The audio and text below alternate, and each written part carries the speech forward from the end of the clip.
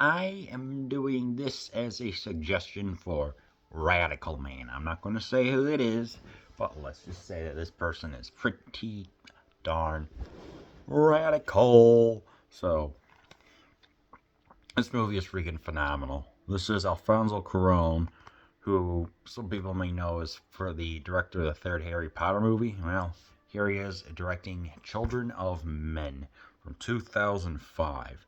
No children, no future, no hope. In the year 2027.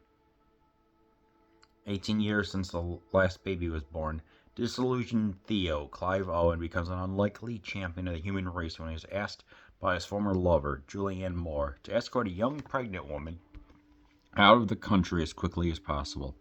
In a thrilling race against time, Theo will risk everything to deliver the miracle the whole world's been waiting for.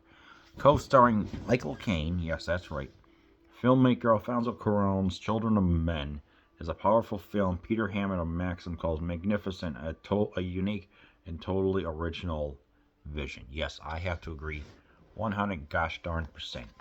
This movie is just simply phenomenal. I mean, just alone, the performances, the intense action, and the social commentary and implementation of themes, which is based off of the D.P. James novel from 1992. I mean, yeah, obviously, this is a future, with like women are infertile, and it's not really explained why it's hinted at, or you can draw your own conclusions from.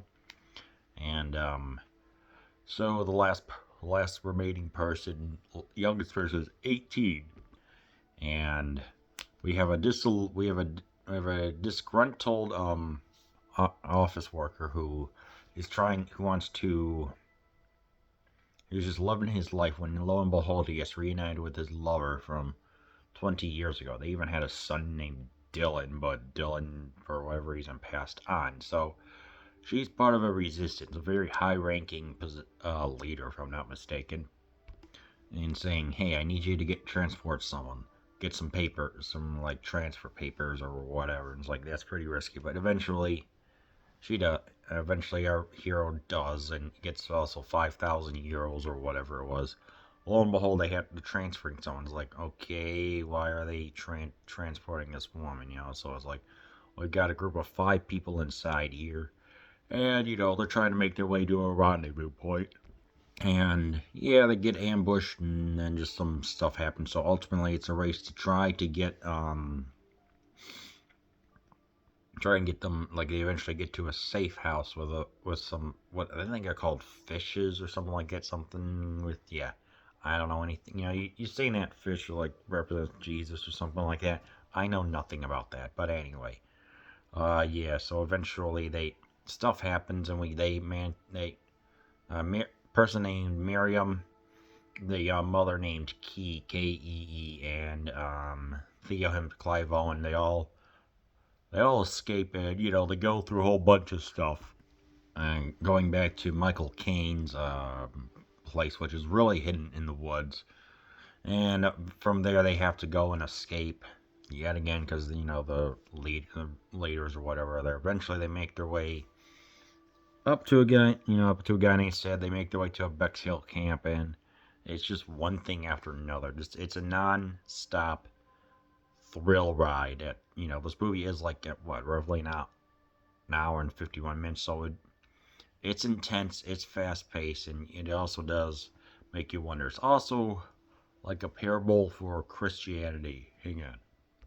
Which I'll get into. Eventually, when they get into the refugee camp or whatever, they have to make their way up through a whole bunch of stuff.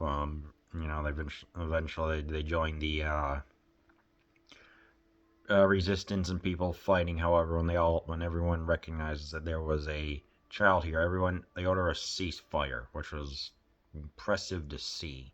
And our heroes make their way towards the water where there's this human project that would raise the child in peace. And as they roll credits, children's laughter is heard. So there is a sense of optimism in this. It's not all just completely misanthropic or nihilistic. Yes, I have known Alfonso Cuarón from the third Harry Potter movie. I've never heard of Clive Owen. I've seen Julianne Moore. I think she was President Coin in The Hunger Games, and Michael Caine. Well, he's been in pretty much a lot of stuff, yeah. Um, I really couldn't find anything wrong with this movie. This is truly a freaking phenomenal movie. What really sells it the most is the long takes, and I've been wanting some long takes lately.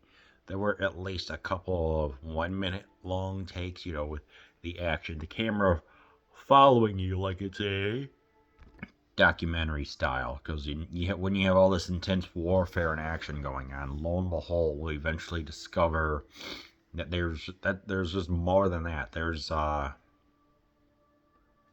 you know, like, yeah. So obviously with these minute long takes, there's just a lot of action, camera follows, and it's just intense and gritty. But obviously, there's one where there's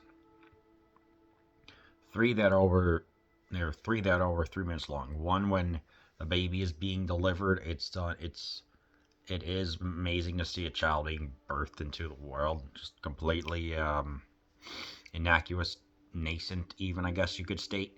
Second one is when they're escaping from what is supposedly the first safe house, and we get a lot of running, the car stalling. It's like, that stuff's going to get really intense. So you're just wondering, hopefully they can make it out. All the while, all the people with guns are running, and it is a true intense rush to get everything done. I'm just looking at it like, geez, oh Pete, I wonder how many takes that must have done. And finally, we get an epic, truly epic 6 minute, one continuous shot of warfare happening. All the while, our heroes are just trying to get out through with extreme complexity, a lot of extras and everything else. It feels, you almost feel like you're freaking deployed in the Middle East. I mean, it's absolutely intense. Period. I'm just sitting there thinking, how long has this been going on? And I read 6 minutes and 33 seconds. God dang. So, ultimately, yeah. This movie is like, some of the themes going on is the immigration. It's like a whole bunch of illegal immigrants, which also showcase Britain's controversial, let's just put it that way, stance on immigration, and just kind of rounding them up, almost like saying, hey, this is like the truly, I guess you could say, like the last stage or the most intense stage of capitalism, and like rounding up all the illegal immigrants and just getting them deported to concentration camps, which is repulsive. Boy, doesn't that sound familiar? And having the military mind, having to have your passports and everything else, and how there's all the counter groups and counterterrorism and everything else. So it's just absolutely wow to see. There's also the faith and hope of like, hey, that even though that there's a lot of stuff going on, it's like when Key is at these safe houses, it's kind of like, hey, some critics have described it as like being the manger or something where Jesus Christ was born, because the baby's going to be due soon. We have a whole bunch of people who are trying to figure out what to do with her. Like, hey, should we take the baby? Hey, should the child should the pregnancy be declared public?